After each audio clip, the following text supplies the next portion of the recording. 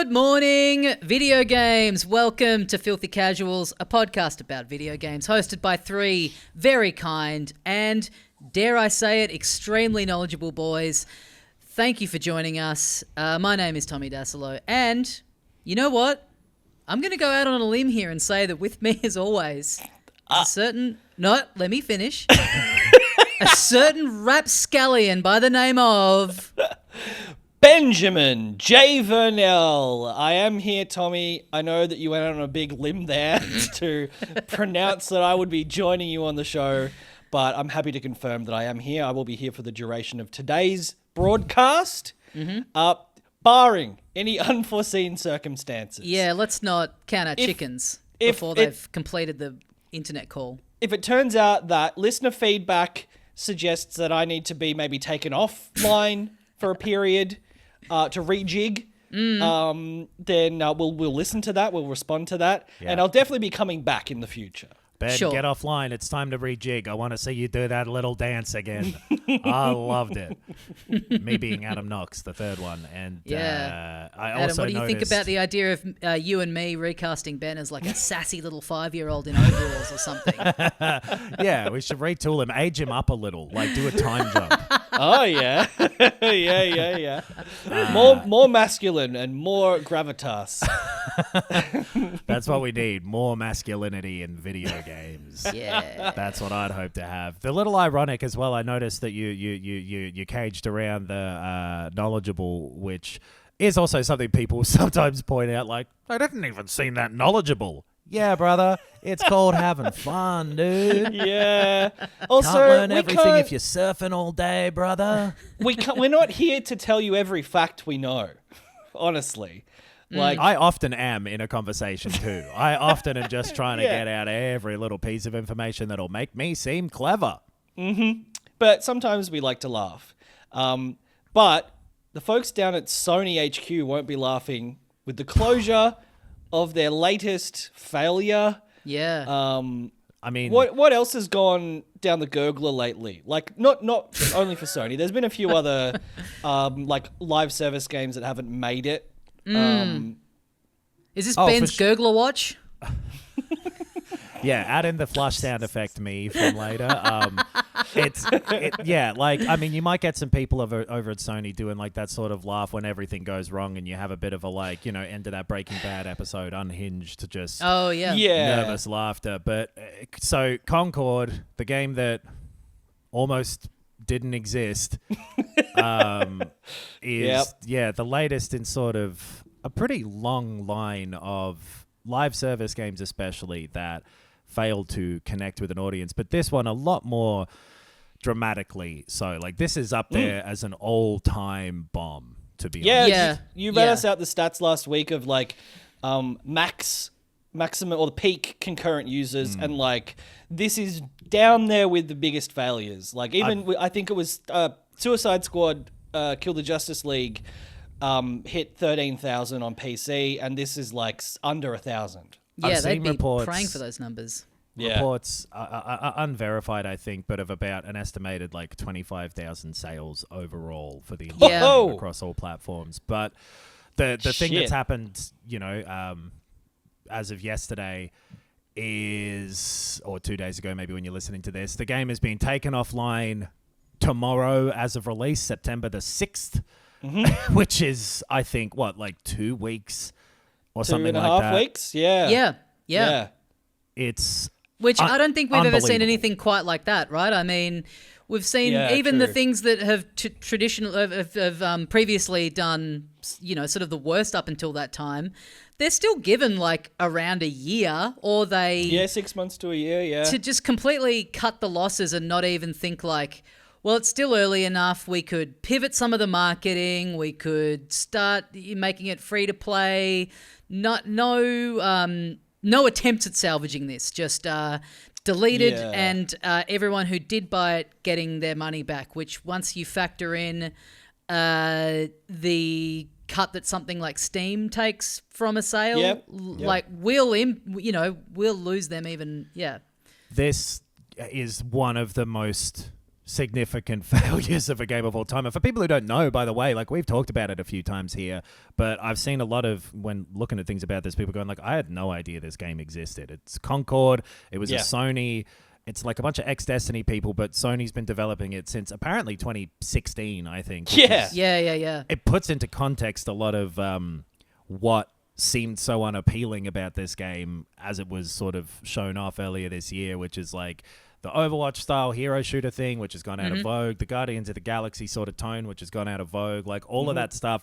And then it was just doing this sort of like pretty plain, unappealing version of all of that stuff from the outside. And, you know, I never played it and soon never can.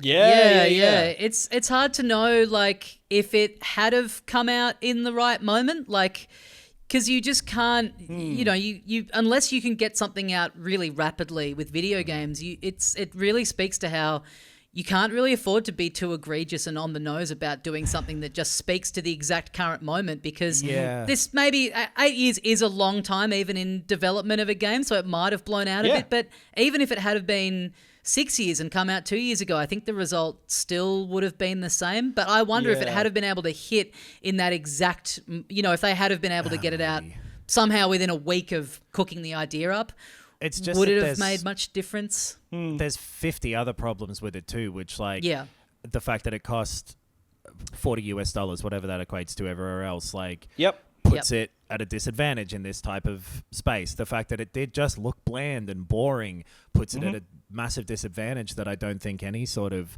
marketing change or any of that is going to be able, like, you can market anything as much as you want. It doesn't matter if people just aren't going to be interested. You can't convince people to be interested in something that they can see pretty clearly is like not creatively there at all. Yeah. It's not innovating, right?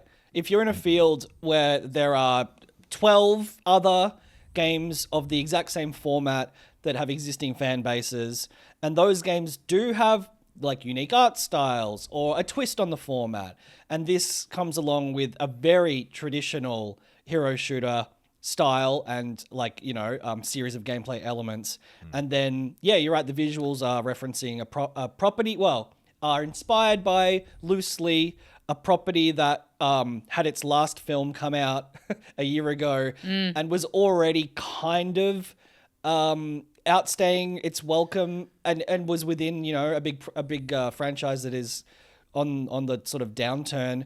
And also, like, even if you were someone who liked the visual style, you played the game and it's like, oh, this is just the same as, you know, Overwatch, basically. I've seen people, you know, I think pretty inaccurately say that, like, well, the fucking internet trolls got him, like, and as happens with a million games, there were people on the internet screaming about, like, oh, I hate the diversity or whatever, and, like, it isn't that. It's that all of the characters look like you've done the, like, roll the dice thing in, like, a slightly cyberpunk or whatever, The Sims. Like, they just is nothing there to latch onto, and then their whole pitch was like, and you'll get updates to the story every week. All right, who fucking cares? Yeah, it's like, got that real look of, like, when you've hit the, like, randomize button on the character creator, you've done the, like, I don't care, give me whatever. Oh, I've got a big horn in my head and I'm red.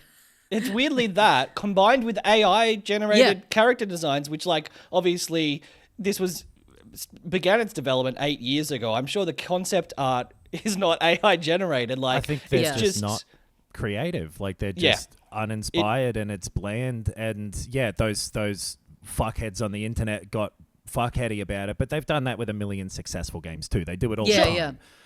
That's always happening with any game. Aloy's ugly. Shut up. No game is getting dragged from the internet, from stores. And I actually do suspect that this will be a temporary thing where they refund people and put it back up as a free-to-play model.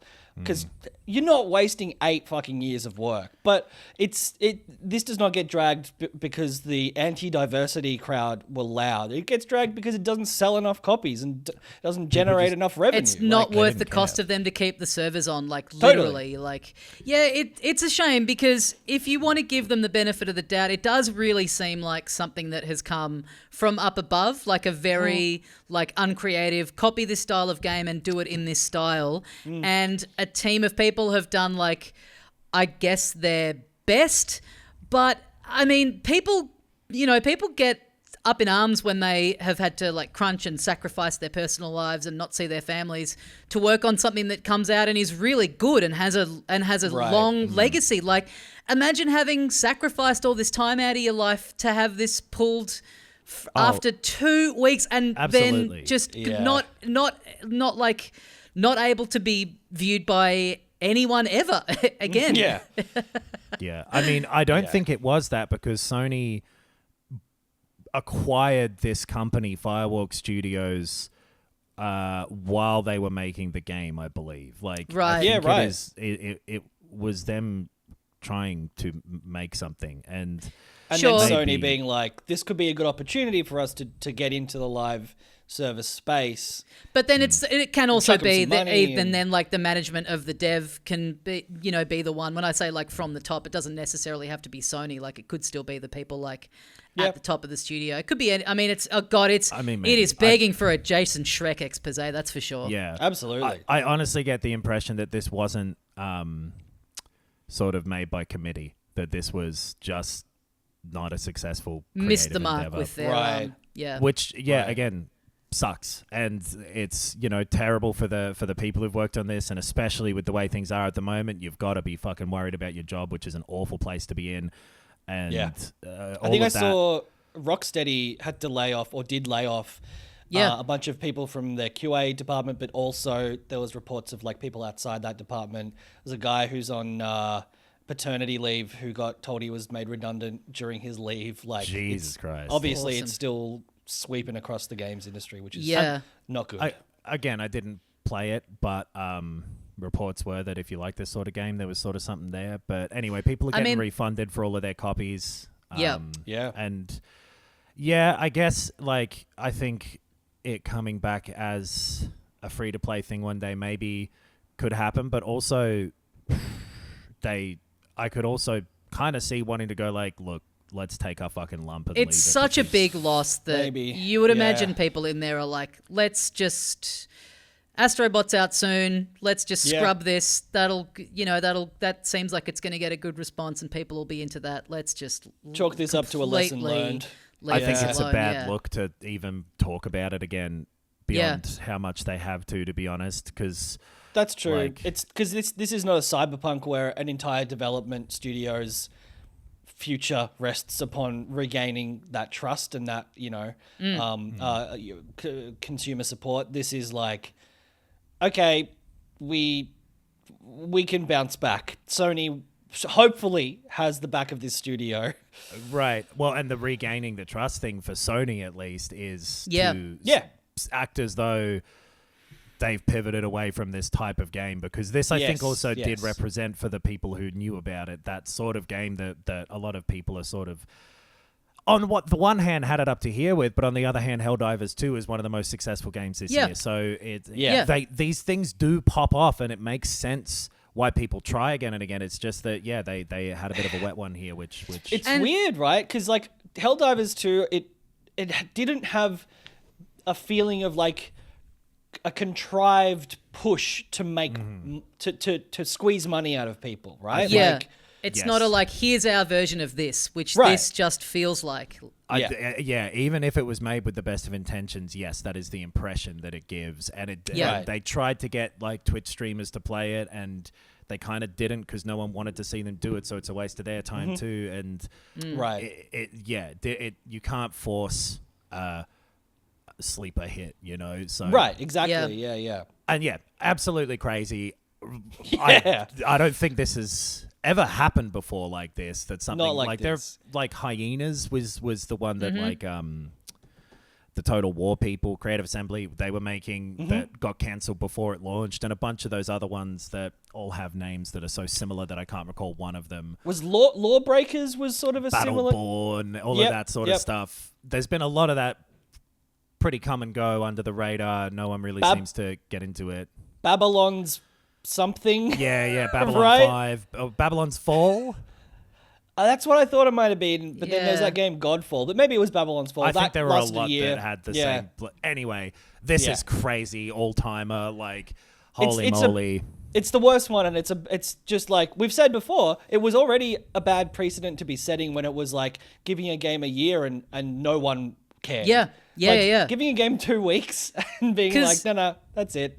Because as you say, Adam, like there would have been people that were really enjoying this, even if it is just kind of middling, a 7 out of 10 movie, the people that are into it are really going to ride hard for it. So there would be some people, not many of them, but there would be people who have spent 2 weeks, actively having a great time with this. And now they don't even, they're like, hey, we're the right ones. We were trying to get the word out.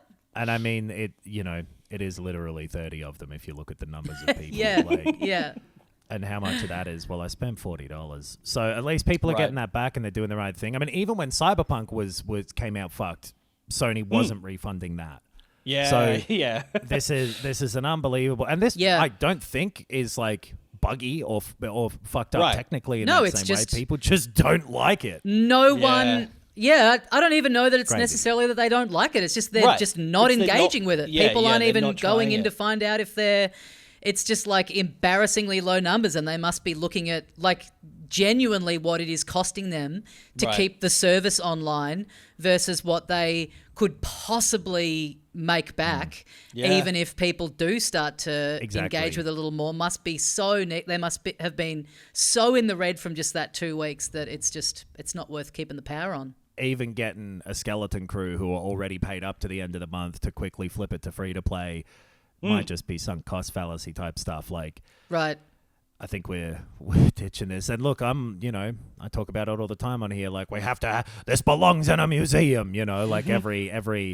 How good was that Indiana Jones impression, by the way? But even this, I just can't guys, sorry. It's crazy. Like that. I was thinking about this today, that I was going to make the point that with films or with any other kind of art, you can put a lot of time and effort into something and maybe it bombs or maybe it's not very well received, but people might come around to it over time, or there might be the little cult following of it that really, really love it. At least you can go, well, it exists out there, even though it didn't quite land how I wanted it to. It exists out there in a way where people can now come to it.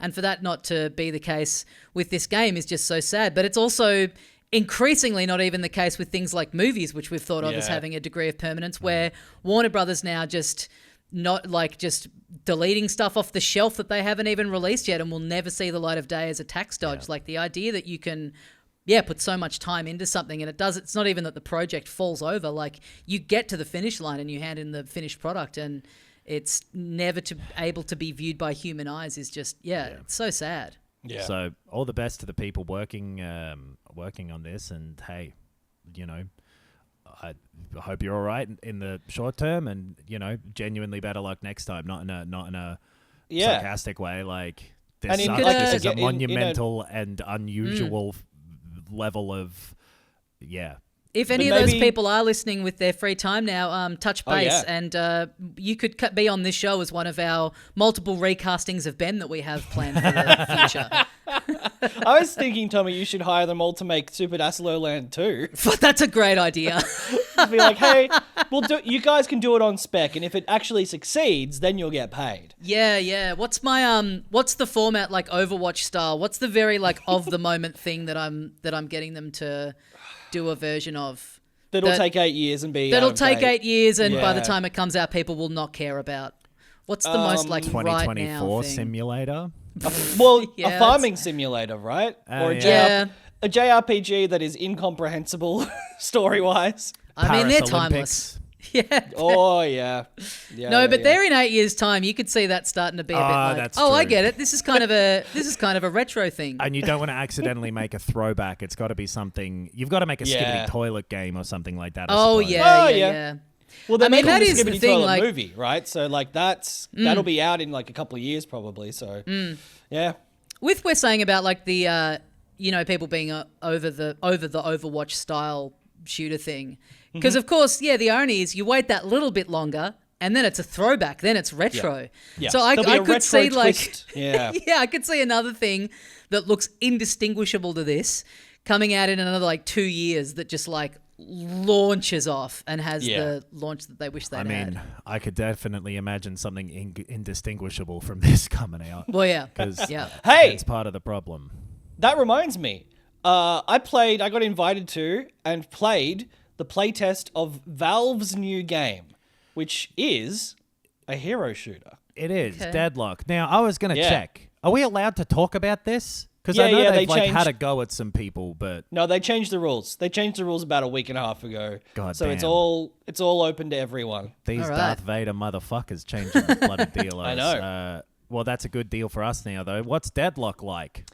It's weird. It's sort of like set era style-wise, it's sort of like 1920s, 30s, like semi-fantasy, semi-steampunk, sort of like visual style reminded me a bit of Deathloop. It's Okay. it's like a third-person hero shooter, but it has that visual sort of style. BioShocky, that kind Like of a thing. big long trench coat type of thing, but like in a neat way. Yeah, pretty much. And then, so yeah, it's a hero shooter. You get kind of suggested when you're playing the playtest for the first time, like maybe this guy, he's pretty versatile. But it's classic. You have a gun. You click to shoot the gun. You have powers that you can recharge. They have cooldown and stuff like that. And you get assigned to a team, but then it has that MOBA element, your League of Legends element, where you spawn at the start of one lane. And there's 3 lanes, and you're going down the 3 lanes, and the enemy is coming towards you down the 3 lanes. And there's also little bot guys who are like the little sort of like cannon fodder enemies that are in League of Legends and stuff like that. What do they call them? The creeps, I think, in Dota. That Call them enemies. that sounds right. I don't know if they have a special name for them in this, but so you're operating on that system. You sort of spawn and then you go down like a fucking zip line to the front of the combat, sort of the front, I guess. And then it's pretty much what you'd expect. You're running around, you're jumping and ducking and shooting and using your fucking activate fire thingy. And like Your ult. do your super rush mode attack and basically getting killed over and over and over and over again as you advance towards the enemies, like whatever it is in League of Legends, their tower, their weird. base. Because I've been playing it heaps too, and I'm not getting killed over and over and over again. So I don't know. That's crazy. Because You haven't played it once. No, I haven't. You invited us, and I'll tell you later what's been going on with me. But so pretty standard sort of stuff that people are a bit more interested in than they might be with others because Valve is making it, is my impression. Yeah, and the fact that it is the melding of 2 genres. It's the MOBA elements, but it's in a third-person shooter style. So that is, I think, unique. I don't think I've heard of that before. It's Ice Frog who made Dota originally Right. too, who I think is one of the developer leads of this. So it makes sense that, coming from a pedigree like that and like Valve and whatever, people would be a bit more into it. In terms of like the thing I've always found with these sort of fucking games is that they're like impenetrable for me unless you are going to go and look up external, here's the best tactic with this guy and here's the this and that, and like how's this one in terms of like approachability? I think like I did use like what they basically recommended. The character is like very straightforward. Like I said, it's just like a guy with like a handgun, and he has like a rush attack and like a sort of I don't even know if it was like a flamethrower attack. It was just like an area of effect sort of like third sort of attack, and your movement's pretty stock standard. You're not doing anything too weird. You're not like slow and heavy, and you're not like a light vulnerable character. So I just played that, real default character sort of sitch. And it was like, it was fine. It was fine to come to grips with. I killed a lot of, the computer bots and got a few kills. I didn't feel like completely overwhelmed like I was dropping into like a Call of Duty deathmatch, not having played that for 10 years, like it was more approachable, and it was more approachable than I will say like Dota 2 or League of Legends or anything like that. it didn't seem like you had to go in with too much like pre-assumed knowledge of the genres. But again, you have to be interested, and I'm kind of not interested in playing a hero shooter or a MOBA like that. I tried League of Legends and it was too hard. So it's not... It like ran well, and it had a cool visual style, and I can see that stuff drawing people in, as opposed to something like Concord, which didn't have anything particularly unique. But I don't know how it's going to go. That's the exact same problems kind of apply to it. Like it's a crowded marketplace. Yeah, and this is a closed alpha at the moment, and I think they've said a lot of like, hey, a lot of the visuals and the UI especially and all of that will change. But I mean, it being a new Valve game, I am interested in playing this too, and we'll do it when I'm able. But I agree. It's just a genre that is so locked into what it is. It's so particular that even the MOBA stuff in particular and the hero shooter, the elements that it draws from that genre. I like to shoot. I love to point and click. Yeah. I don't love to feel as though I'm letting down a team. Yeah. And like again, this I didn't play, with people I knew. So maybe there will be more appeal for people coming on with like their clans and stuff, and like with all of these other games, having a coordinated team that is actually having fun working together, and that's the appeal, and that's still the appeal of all of those games that are still successful. Maybe that's, I don't know. I just don't know what their unique selling point is. Honestly, I think it's Valve, just from what I've seen of the pedigree. People chatting about it. I'll maybe check in with that later on too. And maybe I'll check in later on with the current temperature around what people think of Phil Spencer. I think this is kind of funny that he did some talk at there's a PAX on at the moment. He did an interview called Story Time with Phil Spencer, and the headlines out of that are like, Phil Spencer admits he makes bad decisions. Because he talked about how when he was at Xbox, passed on Destiny, passed on Guitar Hero, I suppose, back in the boom days. Which, I mean, honestly, Destiny, I don't know, man. He might have been, maybe he's fucking right about that one, to be honest. But Guitar Hero. It's just so interesting watching the mood around Phil Spencer from a few years ago that I think I've had a similar trajectory of like, oh, cool, he's trying to do something with Xbox and he gets games, to like, he's our friend. Fucking suit is one of the dumbest fucking suits I've ever seen lace up the suit. Yeah. Just because you're like, just because you know how to kind of be okay on camera and you're up for being on camera. You wear T-shirts. Yeah, does not like, make you the friend of the gamer. Banjo-Kazooie, guys, right? And everyone's like, yeah, Banjo-Kazooie. And he's like, by the way, Redfall, and I didn't help him at all, and I left him out to dry. Right. But I am doing an interview on a podcast about it the day after it's flopped. So, hey, that's...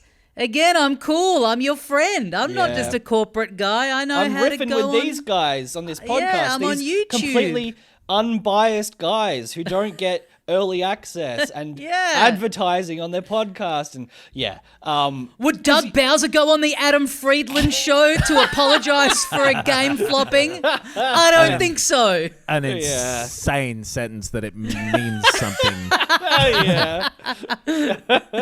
So what was there was another thing. Was it I think it was when there was rumors of all these games going to PC and PlayStation and stuff. They also came out and were like, maybe it's good for everyone if that happens, but also not this game and not that game, which I think after the fact we did find out that Indiana Jones and the Great Circle is going to be on PlayStation and all of that stuff that we kind of thought they'd acquired Bethesda to make exclusive. Yeah. Great Circle, brother. That shit looks full 360. You did that freehand? That's so sick. I've always wanted to, people can do the thing where they stick their arm up at the top of the blackboard and just wipe a circle of chalk around and draw a perfect circle. Yeah. Fuck, I'd love to be able to do that and never see a blackboard again in the rest of my life, but still. You I'd should love to- you should buy a blackboard and start an Instagram account where it's you having a crack at it every day. You have one, that's the Yes. video for the day. Yeah. I feel like someone might have done that. Truly, every idea has been seen to fruition.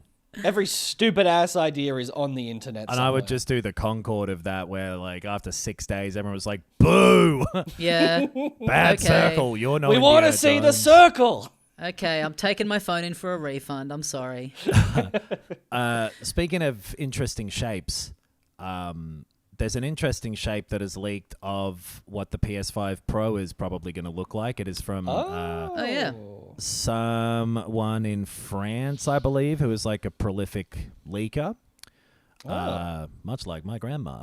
Sorry. Anyway, I don't have any living grandparents anymore, so Yeah. Oh, I'm sorry. Really, they would have loved the So you're PS5 like a- Pro though. Yeah. Which Grand orphan. apparently, huh? You're a grand orphan. I guess so. A Grand Orphan sounds like, one of the side characters in the worst musical you've ever seen. Yeah. I'm the Annie. Grand Orphan. So I think The of Annie. PS5 bloody Pro looks heaps like the PS5 Slims, but with like a couple more ridges down the side for my pleasure. Okay. Yeah. Yeah, I haven't seen it, but I can imagine it thanks to that description. Yep. It's literally, you know how there's that one little line that goes down the PS5 Slim? Mm-hmm. Thicken it up, 2 ridges. Whoa. Okay. Now you're You talking know what would be pro great? speeds.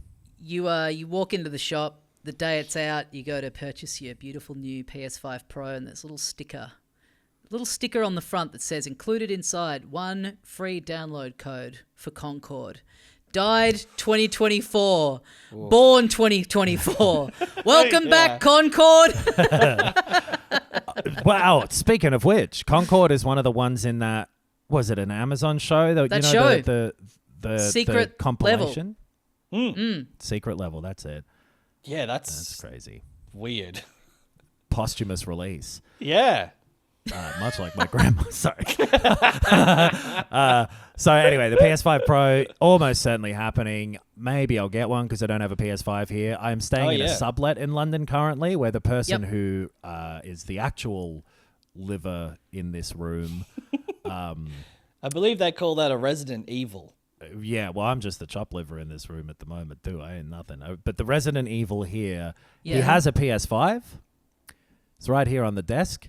And I've been trying to figure out if it's weird for me to message him while he's on holiday and be like, can I play Astrobot? Yeah, you asked us this, and we've given you our verdict. And I think just do it. yeah, I think you should ask. Yeah. I think you should do it without asking. Oh, wow. Yeah. Now that's I mean, I'm sleeping in the guy's bed. We couldn't be much closer. Yeah. What's going to happen? He'll come back and be like, oh, my PSN account's logged out, right? That's the only thing that he's going to notice. But I'd have some sort of trap set up there. What? Yeah. Yeah, I'm going to turn it on. He's going to get a notification and be like, everything all right back there, mate?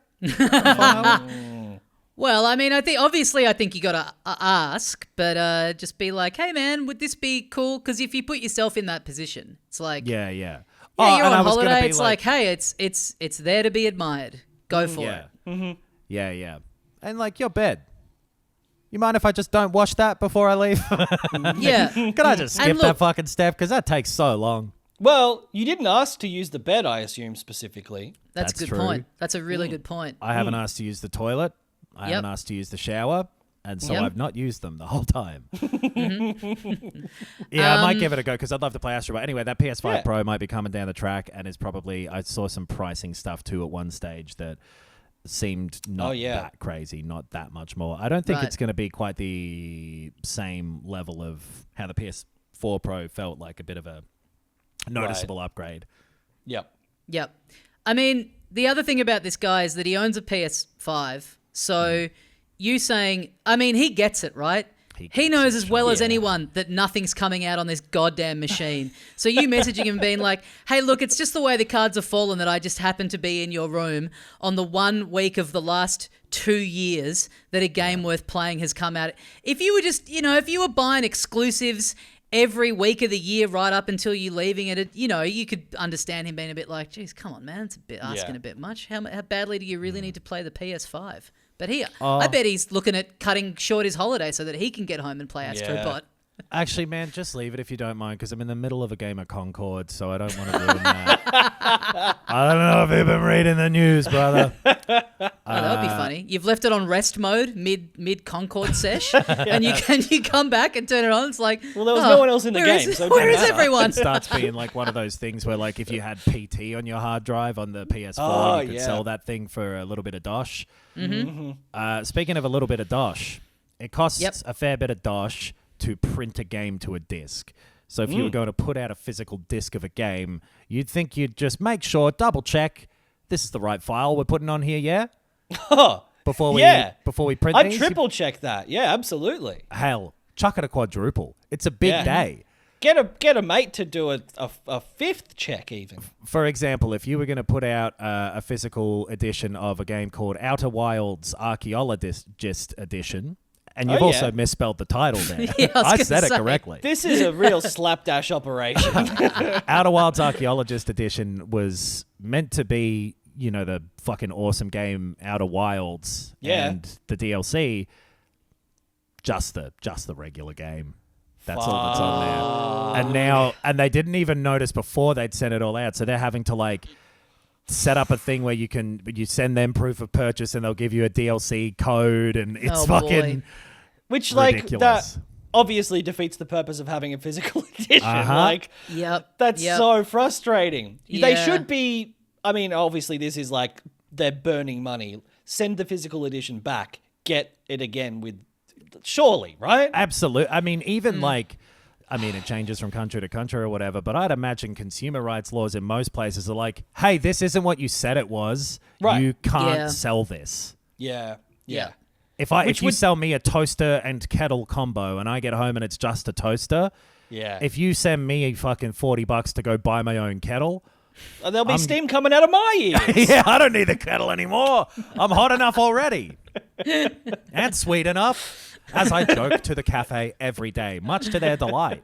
Yeah. Oh, yeah. They love it. They're not being forced to smile because they work there. Anyway, I just found that crazy. That's pretty funny.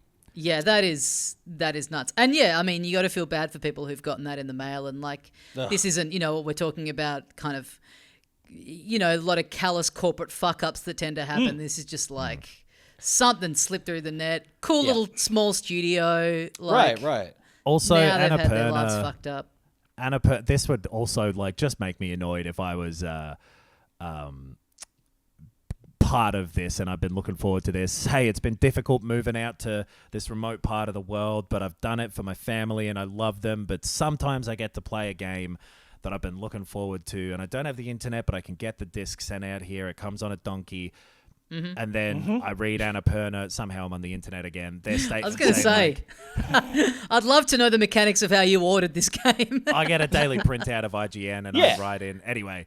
It's a mail order, yeah. The way they said it is like, sorry guys, there's been a glitch in the time loop and the wrong version has been printed. And like, don't be cute with it. Don't be fucking cute with me right now. Fuck. Yep. No, I agree. It's very obnoxious. I would find that irritating, yeah. I'm nothing to do with it. I'm livid. One other little thing is that someone at Konami said there's probably going to be a Metal Gear Solid 4 in the next collection thing, but that was kind of given anyway. Ooh, okay. Not worth talking about that too much because, before we get into the games you guys have played, do you want to know why? Speaking of like getting mad at companies, and stuff. I've had. Are we getting another edition of Adam's soapbox? Yeah, let me climb up here. Ow! Fuck! It broke. First point of order, they need to build soapboxes better than they do these days. Soapboxes used to be stronger back when I was younger and lighter. For some reason, the quality has changed. Wait, you're staying in this guy's room and you're just using his soapbox without even asking? Yes. How much fucking soap did people used to have to carry around? Anyway, I assume it's for deliveries. Exactly. I was going to say, it's for shops. And it can't just go in a regular box, though? I simply must take all of my bars with me every time I travel. But why does soap and milk have their own specific boxes and crates? Yeah, commonly transported items that have a specific size. That's why. Yeah. And ventilation needs that. It's a big enough industry that they can sustain it, clearly. Yeah. Stupid question. But here's the real question. if you were excited to play video games again and then found that, hey, not their fault, but the sublet that you're at the internet just isn't enough for me to be able to download the fucking hundreds of gigabytes of games that they have blown up to now. And then even when you do, and it takes several days of downloading at night because they're on work calls during the day and you can't fuck that up, then you look to purchase a simple video gaming controller. Oh, yes. Yeah, now we got a little taste of this last week. You were asking us what we recommended. Oh, as the controller. yeah. My eyes were wide without the knowledge that they were simply the eyes of a naive babe. Oh, no. And I mean in the hot sense. I'm old. Yeah. You'd think it'd be something that would be real fucking hard to have go wrong, yeah? Oh, I'm excited. This could be anything. Yeah. No, I mean, most of them you purchase, they connect via Bluetooth, and away you go. Exactly. So, hey, I'm sure it would have connected by Bluetooth. Have you ever heard of Argos? I've heard of Argos. It's the big sort of shopping chain here. It's like a warehouse style thing. You can get a lot of different bits and pieces. Sure. I ordered, look, I'll do the quick version because it's not actually that interesting. I went to order it, but it was out of stock, but they let me buy it anyway. And then I walked to the fucking shop and they were like, no, you canceled that order. I was like, I didn't cancel that order. And they were like, well, it's canceled. And it says you canceled it. And I was like, I didn't cancel that order. And it took fucking ages because the money's gone from my account too. £60 you got to pay for, I got like one of them silver PS5 controllers. It looks kind of old fashioned like the PS1, which, hey, I'm a guy in my mid-30s. You would play a little nostalgia tune to me, and the money's flying out of my wallet, embarrassingly. Oh, yeah. But you're rejigging it up like nobody's business. Oh, dude, I love the old jigs. Let me see him again. Yeah. Well, you missed out on those Oasis tickets, so you had to go and get the silver PlayStation controller to scratch. It's got to be the 90s again, one way or another. Yep. So it was because it was out of stock, but the website let me buy it. Let me get a confirmation thing. Let me walk the fucking half an hour to the nearest Argos. Let me have a weird conversation that confused the hell out of me with them. Let me jump onto customer support on the chat thing that took fucking forever for them to be like, oh yeah, we didn't have it. And so anyway, I didn't have a controller, so couldn't fucking play that Black Myth game that I wanted to play, which, hey. Fuck. You've made so an that downloaded? Argos. So you've eventually, but the game, you have the game. God. And so it's sitting there now, but like Adam. I thought, because the thing is like mouse and keyboard with that, it's not going to be the best way to look at it, to talk about it on here. It's not going to be fair. So you know what I'll do? I'll play something else. No. No. I'll tell you right now what you do. You take this guy's PlayStation controller and you pair that to your laptop and you use that. It's not my property. You're not turning on the PlayStation. You're just gripping the controller. Yeah. I haven't listened. You don't have to log into the controller. 9/10 of the law, I'm led to believe. The God. A, the W, and most of the L, and they're all about possession. Look, now that you say it. Like, yeah, anything can seem obvious in retrospect. Yeah, in hindsight, I simply wouldn't have flown the Hindenburg into the problem thing that it hit. A goose? I don't know enough about it. It's big of you to be able to admit that this is a disaster on par with that of the Hindenburg. I'd have simply dodged the bullet if I'd have been shot at. I'd have simply caught it in my teeth and spat it back out at the man. Yeah, I think like that fucking Titanic submarine, they were flying the Hindenburg with a DualShock 1 controller, and that's why that's the problem is, like, I showed up to that submarine, like, I couldn't get the controller. Yeah, it was we got to chance it. No one in the sub could work out who owned it. And so as they were crashing, they were like, well, hey, it's not on us to handle another's property. And they had other colors in stock and other controllers that I could have gotten. But they'd already taken the money out for the one I bought, so I didn't want to be on the hook twice in case, we'll see. Anyway, look. Before you said the detail, is a lot of money detail to be missing, yeah. Before you said the detail about the colours, I genuinely was about to say there's no way this story could get more annoying, and how wrong I was. And also on the way home, They had multiple other options. And I found a controller on the street on the way home, but I left it just in case it was anybody's. Yeah, I bought 6 with me.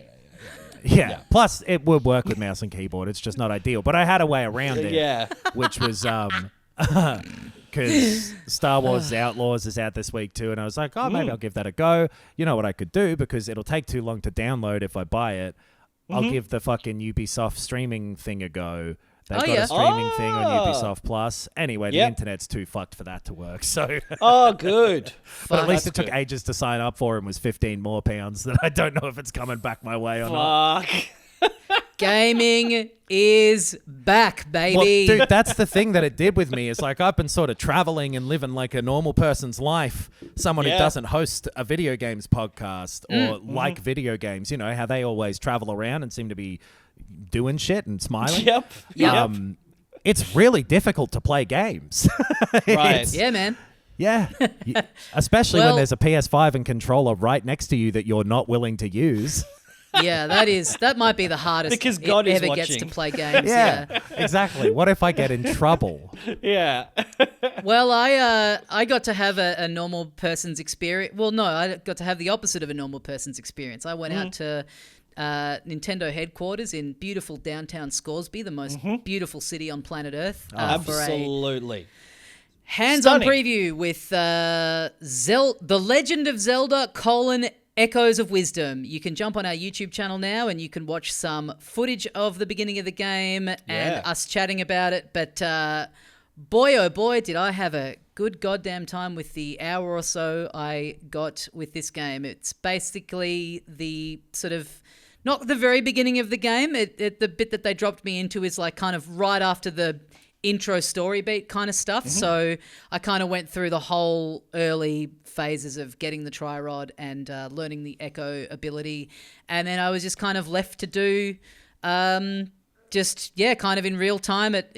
We've gone to those sessions before where they kind of, they give you a level and then they drop you into a later part or whatever. Yeah. This was just about an hour and 15 minutes of me just solo making my way through the early stages of the game and really getting the feel of it's really got the Breath of the Wild, Tears of the Kingdom formula of experimentation and feeling very open-ended and feeling like you can take on these puzzles in any number of ways, like real satisfaction of doing something and then in the back of your mind knowing, oh, I could have done this 8 different ways. And I'm sure you'll talk to people over the course of playing it who've approached things in a completely different manner to how you did it. And basically the feel that sort of the whole game is a puzzle. It's just one ongoing, constantly in terms of just doing the most minute-to-minute stuff of platforming, traversing, exploring, and then even combat. You have so many different ways with which you can take on these different encounters that really does make it feel like, you really do feel like you have just done the challenge in a way that is completely you, you decided to do, and anyone else in the same situation would have gone at it a completely different way. It makes it feel like a very unique experience to you the whole way through so far. That's exactly what I wanted to hear about this game too. Yeah. Like, we're on here, boys. Yeah, it seems great. And just I'll fuck up the basic elements of being able to play a game enough that I'll never get to play it. Yeah, it's exciting. It's exciting to hear how you could possibly be cut off at the knees from playing a game on the Switch while you're... The Switch Joy-Cons could have been paired with my laptop, I found out too, and I could have played those. But I'll probably try to do that after this and then never be able to pair them with the Switch again. Yeah, cool. That's my prediction. Great. And it is cool to see them go back to a top-down Zelda, something which I think maybe a lot of people thought that they would not do, or certainly that they would not do so soon after the release of Tears of the Kingdom. But and also I think people felt like, well, would we even want to go back to a traditional top-down Zelda after they've sort of thrown out the whole rule book with this, and to sort of see them merge these so interestingly is it's great. I had a lot of fun with it. And it's really cool. And even without the top-down thing, the slightly more traditional, like, hey, here's the kind of progression that you'll probably do. You know, the more linear style of old-fashioned good-ass Zelda games. Yep. Because we're throughout the franchise, like, has there been only kind of like one game at a time, if you know what I mean? Like, there's not... Right. It's not like there would be, like, say, a new 3D Zelda game comes out and then a new, like, a handheld focused one, or like an older style one comes out, or... It sort of happened a little bit on and off, because like the first two were on the NES separate, and then the third one, which was Link's Awakening on the Game Boy, was like not that long, not that far separated from A Link to the Past, maybe a couple years. But then Ocarina of Time and Majora's Mask came out pretty close together in like overall terms, and then those Capcom ones, the Oracle ones, came out at the same time, like Pokemon, like a set. Right. And that was not long after Majora's Mask 2. And then like Wind Waker and all those Game Boy Advance ones, and then Twilight Princess. Like they've come out a lot more regularly for maybe a 10-year window there in the 2000s. Yeah, right. But they really have been, in terms of like big new ones, certainly on the same console as the previous one.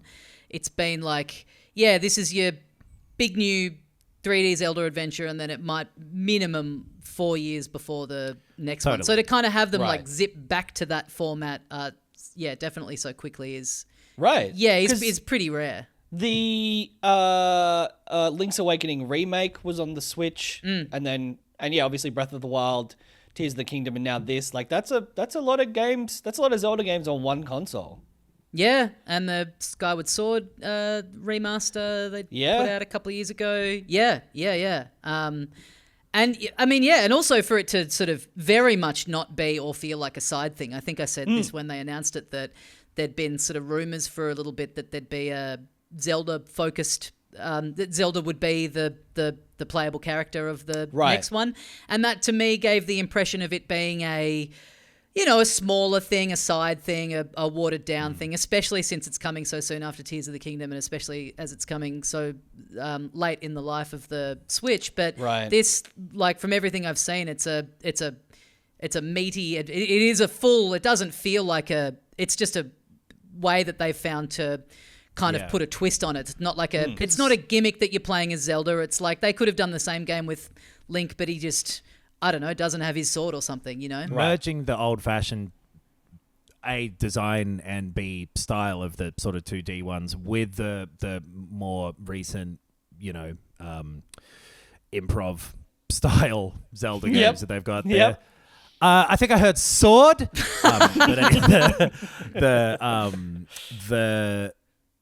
That is, like a full thing. And it's not like they haven't sort of, I guess half-assed is maybe a little harsh, but put out very much like other than Zelda games before, like the Triforce Heroes thing and like the Four Swords and Link's crossbow training and whatever. So I'm looking forward to this. And what is it, 2 weeks? The 17th, something like that. Does that sound right? I think it's the week after. It's the 26th, I believe. So 3 weeks. Yeah. Yeah, I know. Yeah, that really ruins What's the point, hey? What is the fucking point? I'm excited for that game. I'm also excited to keep playing a game that I have, at this point, sunk about 10.5 hours into. And that game, you will be excited to know, is Star Wars Outlaws. Oh. I wasn't that excited. I already knew. So I knew it was Star Wars Outlaws as well. I tried to play it, but I couldn't get it to work. Do you want to hear the story? I was talking to the audience, so shut up. This game, it's been out for, about a week now. It is an Ubisoft developed, or like Ubisoft published, massive developed, basically open world Star Wars. It's Assassin's Creed mixed with Uncharted, mixed with... that's about it, actually. Assassin's Creedo. Hey, I don't mind that. Uncharted. When I saw Greedo for the first time, I fucking shot first, dude. That guy looks amazing. Imagine what he could do with that weird trumpet mouth. There's a little cunny in Outlaws who looks like Greedo. This is an open world game. It is very much... Honestly, it is the best Assassin's Creed game that's come out since Assassin's Creed 2. It's really that format. It is... Drop you into a big city.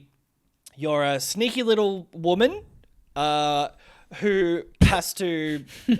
What's the start? You're a of it? sneaky little woman. She's a sneaky woman. They keep trying to lock her up. And she keeps. She shot sneaking fast, away. I'm sure of it. When I saw that little grey man, I shot fast. Jabba the Hutt, wonderful little slug. We love Man, Jabba. hell of a businessman. He's got a floor that retracts backwards. You fall down it if you Funny treat him talker. mean. He's a funny talker. He's got a funny little way of speaking. Hell of a band plays at his house. I love the music. I love those blue little guys. They're very good. They're very talented.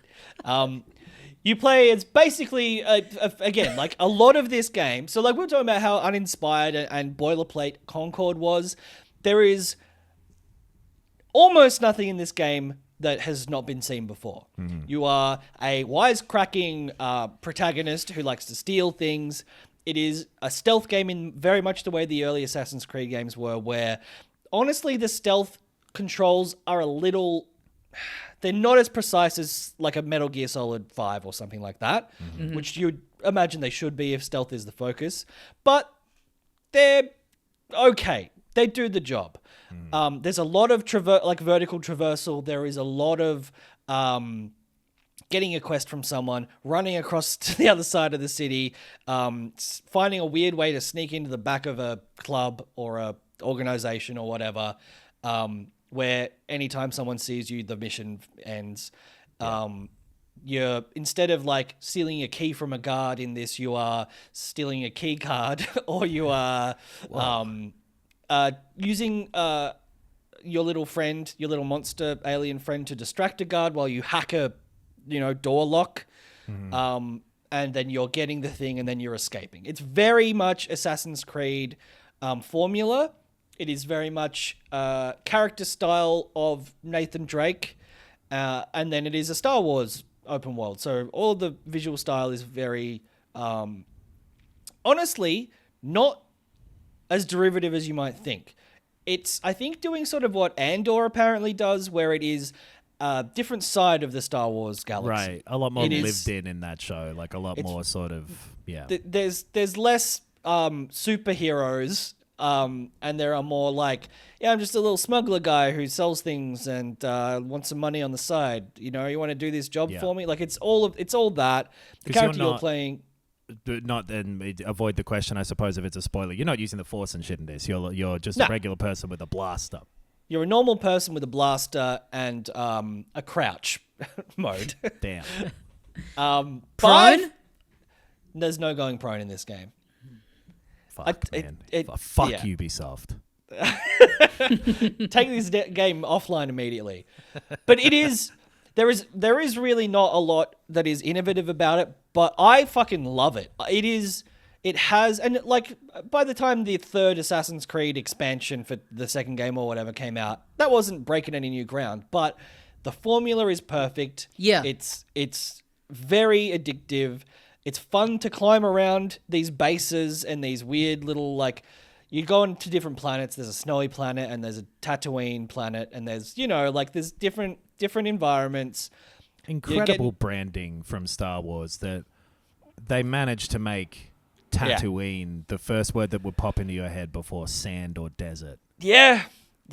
Well done. But so, the basic loop is like, you're on a planet.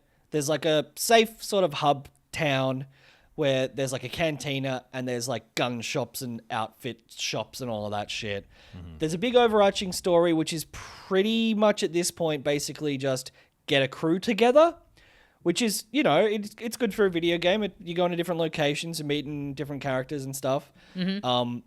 You're completing these jobs for different factions within the planets and the towns, and they also control sort of regions outside the towns. So, like, if you're in bad with a faction because you've done a job for their enemy, when you venture into their territory, everyone's going, what? And they have an exclamation points and they're shooting at you. Yeah, right. And then there's this big overarching story that will take you through all these different regions.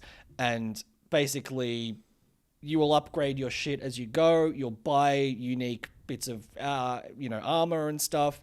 You'll upgrade your blaster by collecting different pieces of stuff that are hidden around the planet, and you'll do the story mission until they're like, all right, go to another planet. And it's very, it's yeah, like I said, it's not reinventing the open world wheel. They are adding cool things in, like you have a speeder bike that you get to like zoom around the planet on and do jumps and shit. Cool. And there you actually fly a spaceship around. It's not like the crux of the game in the way that it is in like a No Man's Sky or even a Starfield, but you get to fly a ship around and blast up, other ships and zoom around and hit boost mode and stuff like that. And I don't know, it has a level of charm to it that I wasn't expecting. I thought it would be kind of blandly written, and like nothing in this game is new, but it's not been being done in a way that is like offensively boring or offensively ripping off something else. Well, yeah, because obviously Jedi Fallen Order, was that the most recent one? Survivor. Yeah. Very similar touch points between these two games. Sure. Beyond just like, this sounds like the most like capital N normal video game that you could sort of imagine, which this type of thing as well has always been your cheeseburger go-to, like Mad Max and all that stuff. Like, I think that's the case for a lot of people. Assassin's Creed has done very well for a long time. Yeah. Which, if it's another situation I think people are commonly in, if they're a bit over that sort of game or quickly tired by them, it sounds like there's not really anything here beyond if you love Star Wars to really. Yeah, it's kind of more in the category of like a Ghost of Tsushima, where it's like, oh, actually everything gameplay wise is really well done. Like if you've played one of the Assassin's Creed games that have come out in the past like 15 years or 10 years maybe, and been like, they still haven't like fixed the fact that when you're climbing up a building you accidentally jump off half the time, or like all the side characters are bland. Like this, like all the side characters are pretty interesting. All of the climbing and shit is really honed and perfect now. Like the controls for that stuff are like not frustrating. The missions are really exciting because a lot of them are really hard to not get caught. And I enjoyed that. I've also bumped the difficulty up to just like give me an extra incentive to not just fall into combat. Like a lot of that, the design of the missions and the flow between the sort of spaces is really well done. Like it's kind of the best version of this sort of game that I've played in a long time. And like, if anything, for me, I think the Star Wars stuff should have been a hindrance rather than a selling point. And I guess, the fact that it's not Jedi and it's not like, you're basically sometimes working with the Empire. Like you're not a hero in this. So, I don't know. I'm just enjoying every aspect of it. And there's not like a traditional skill tree. It's more like you'll meet someone who can give you a bunch of like abilities, but you've got to like do sort of like trophy sort of like check off things of like surprise, like stun kill 14 guys, and then you get this piece of this extra ability, or like collect these materials and this like special unique item, and now you can use your little pal to attack people. There's just like there's slightly different approaches to very traditional things that make it interesting, and then it looks fucking awesome as well. Right. That's the thing with those sorts of tasks as well, as like both sides. They can, and I've had both sides of this happen where it's like, do this thing 14 times. Sometimes I'm like, fuck off, that's a chore, and other times it's like, oh, satisfying to have meter to fill up this and box I think to tick. Initially, a lot of those things are very much stuff you will do just by happenstance through playing the game, and then like some of the more advanced upgrades are like, hey, you've got to like find this tip off for this location for this thing that'll lead you to this piece of equipment. So it's like you're not like losing out in the gameplay experience by not doing these more difficult ones, but like if you want a challenge, then that's there for you. So cool. I don't know, I'm really enjoying it so far. I don't know how long it is, but like I said, I'm like over 10 hours in. I can't imagine it's like that much longer. I've seen it 20-ish knocked around a little. That'll do me. And I am enjoying all the side quests. There's a really good game in it. like a card game, like a side thing. Now we're Oh, talking. now we are fucking talking. Yeah, it's called Queen's Sublet. Blood or this? I prefer this. I wasn't a Holy huge shit. fan of Queen's Blood though. Whoa, Like, I know okay. you guys love Queen's Blood. I love but I like this. The mechanics of this are you get 2 cards and they're sort of like you have like red type and yellow type. And you can only and you can do the like poker thing each round of like you can draw a card and to replace the card you've got, but you can choose to do it with one of the reds or like either red or yellow. And your cards go from 1 to 6 and you're trying to get a pair, and the lower the number of the card that is the pair, the better. So like if you get a pair of 1s, that's great. You can get a pair of like super duper whatever, which is like the 2 jokers essentially. Right. Leather and lorry, because you get red leather, yellow leather, red lorry, yellow lorry. Exactly. But you've got to say that, yeah.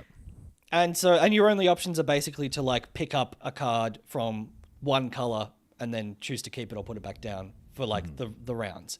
And it's like, it's very, very simple, but I found it like really, really engaging and addictive. And like there's, same as Queen's Blood, there's like little tournaments and fucking like poker dens and shit all over these other planets. And there are like subquests to like find them and then you get to play them. And that's really, really fun. So like, yeah, for an open world game, I think it kind of has most of what I am looking for. I think the protagonist of this, comparing it to Jedi Survivor, she's like I think more appealing to me, better voice actor. I don't know. I'm really liking it. I don't know that it's going to be, like you say, a convert for people who are like fully out on this kind of game, but I don't mind because I like it. Hey, about time they told a tale in the Star Wars universe. Yeah, exactly. We should probably get them to make a bit more Star Wars stuff. I think we'll love it more after that. Yeah, the more we so, watch, the yeah. more we'll enjoy all of it. Yeah. Yeah, Hang on, if I water down this cordial, I can drink it for even longer. I do this game like it could just be science fiction Outlaws. Yeah. You could can replace the stormtrooper uniforms with any other fucking army uniform, and it's not Star Wars basically, which probably is the other thing that does appeal to me. Anyway, that's Star Wars Outlaws. That's Star Wars Outlaws. C+. Nice. Hey, that's a pass, baby. That is a pass. Speaking of pass, we'd better, I don't know, pass out of here. Pass out, yeah. Yeah. It's late here. We've had a long sesh. We have. Thank you for listening. Filthycasuals.com.au for the links to everything we have going on. The Patreon, where you get all sorts of bonus content, a bonus show every week, and extra stuff once a month as well.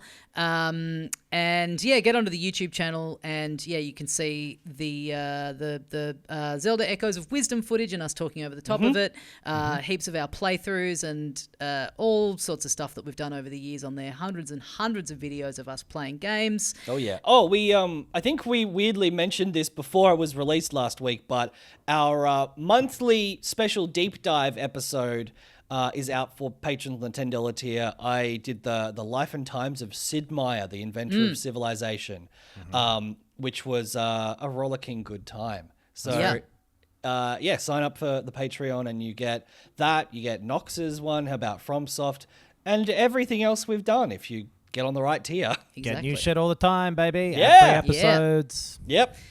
Thank you for listening, everyone. We will see you next time. And as we say here at the end of every episode of Filthy Casuals, I actually think I might have packed a controller.